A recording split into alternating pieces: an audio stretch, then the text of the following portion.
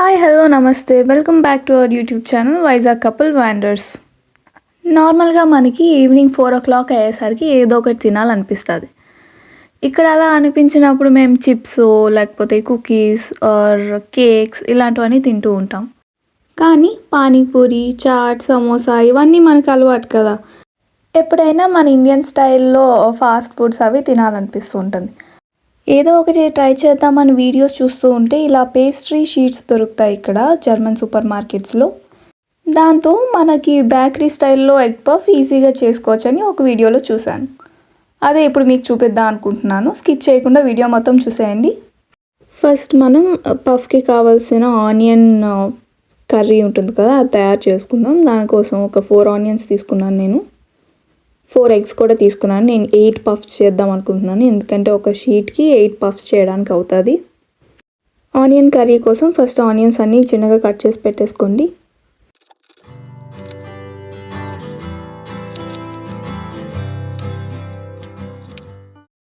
Onions cut చేయడం అయిపోయింది. అలాగే ఎగ్స్ కూడా కట్ చేసి దాని మీద పెప్పర్ పౌడర్ వేసుకొని పక్కన ఉంచుకున్నాను. నెక్స్ట్ ప్యాన్ పెట్టుకొని కొంచెం హీట్ అయ్యాక అందులో కొంచెం ఆయిల్ వేసుకోవాలి. అందులోనే ఇప్పుడు మనం కొంచెం జీలకర్ర వేసుకుందాం. జీలకర్ర నెక్స్ట్ కరివేపాకు కూడా వేసేసుకోవాలి. కరివేపాకు డ్రైగా ఉంది ఏంటి అని అనుకుంటున్నారా? అంటే నేను డ్రై చేసి తీసుకొని వస్తాను ఇండియా నుంచి వచ్చినప్పుడు, ఎందుకంటే అవి కొంచెం ఎక్కువ కాలం ఉంటాయి మాకు ఇక్కడ. అసలు కరివేపాకు చాలా కాస్ట్లీ. 1 minute అది ఫ్రై అయిన తర్వాత ఆనియన్స్ వేసుకుందాం.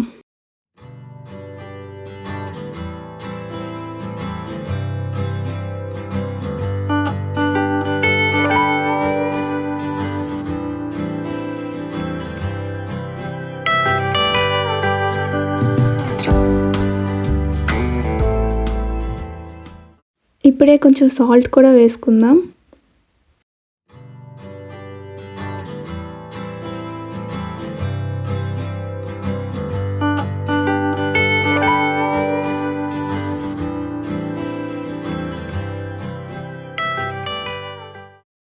నెక్స్ట్ పసుపు కూడా వేసుకుందాం కొంచెం.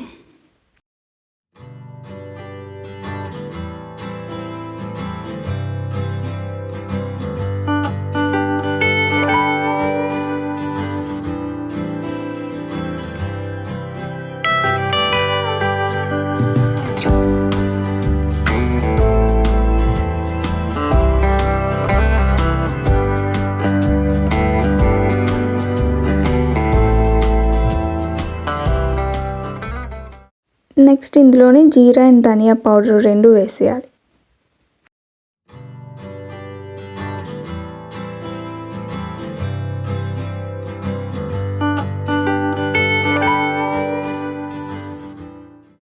తర్వాత గరం మసాలా అండ్ కారం 2 వేసుకొని కొంచెం ఫ్రై చేసుకుందాం.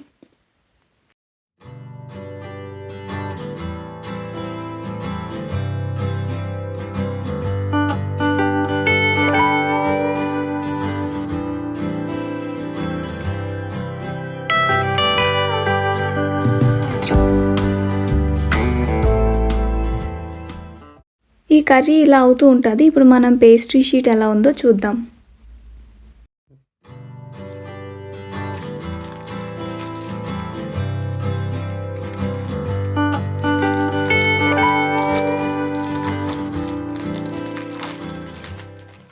ఇక్కడ చూస్తే మనకి పేస్ట్రీ షీట్ బేక్ పేపర్తోనే కలిపేసి ఇచ్చారు.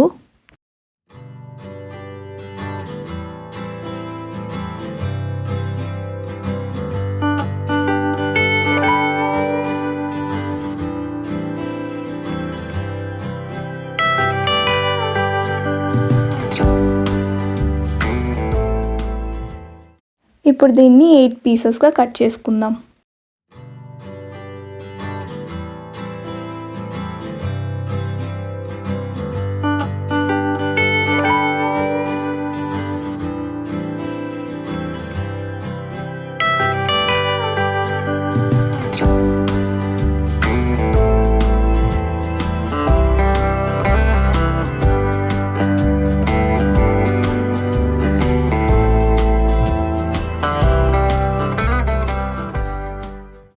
చూసారా ఎంత బాగా కట్ అయిపోయిందో. ఈలోపు మన కర్రీ కూడా రెడీ అయిపోయింది. ఇప్పుడు మనం పఫ్స్ ఎలా చేసుకోవాలో చూసేద్దాం. ఫస్ట్ కట్ చేసి పెట్టుకున్న షీట్స్ ఉన్నాయి కదా, అవి తీసుకొని అందులో చల్లారిపోయిన కర్రీ వేయాలన్నమాట, ఒక 2 స్పూన్స్.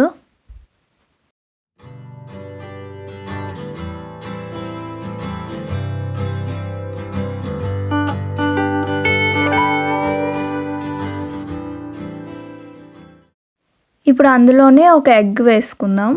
ఇలా రివర్స్లో పెట్టుకోవాలి.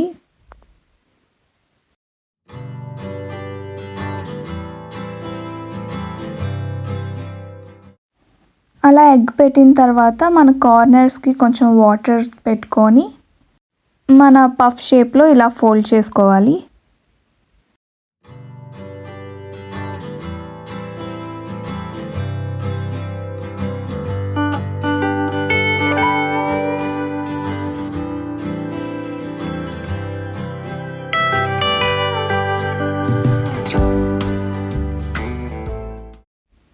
పఫ్ షేప్లో వచ్చింది కదా, మిగిలినవి కూడా అలానే తయారు చేసి పెట్టుకోవాలి.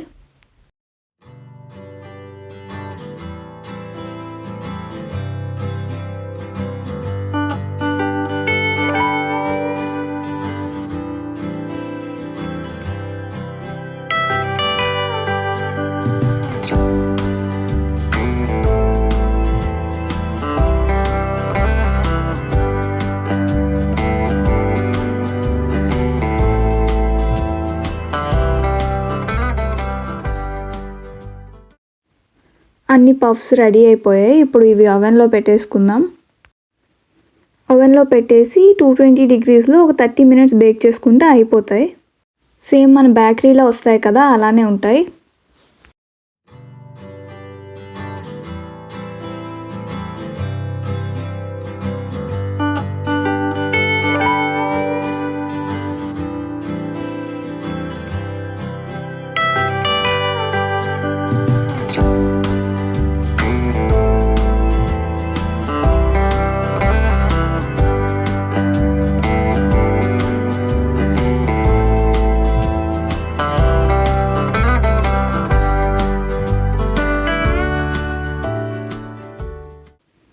మినిట్స్ అయిపోయాక ఓపెన్ చేసి చూస్తే ఇలా ఉంది. చూసారా ఎంత బాగా వచ్చేసాయో. అసలు చాలా త్వరగా చేసుకోవచ్చు ఇది. ఆల్రెడీ మనకి ఆ పేస్ట్రీ షీట్ దొరికేస్తుంది కాబట్టి ఎగ్స్ బాయిల్ చేసుకొని మన ఆనియన్ కర్రీ చేసుకుంటే సరిపోతుంది. టేస్ట్ అయితే సేమ్ మనం బేకరీలో తినే పఫ్లానే ఉంటుంది, అస్సలు డిఫరెన్స్ ఉండదు. చూసారు కదండి, ఎంతో tasty and easy recipe ready అయిపోయింది.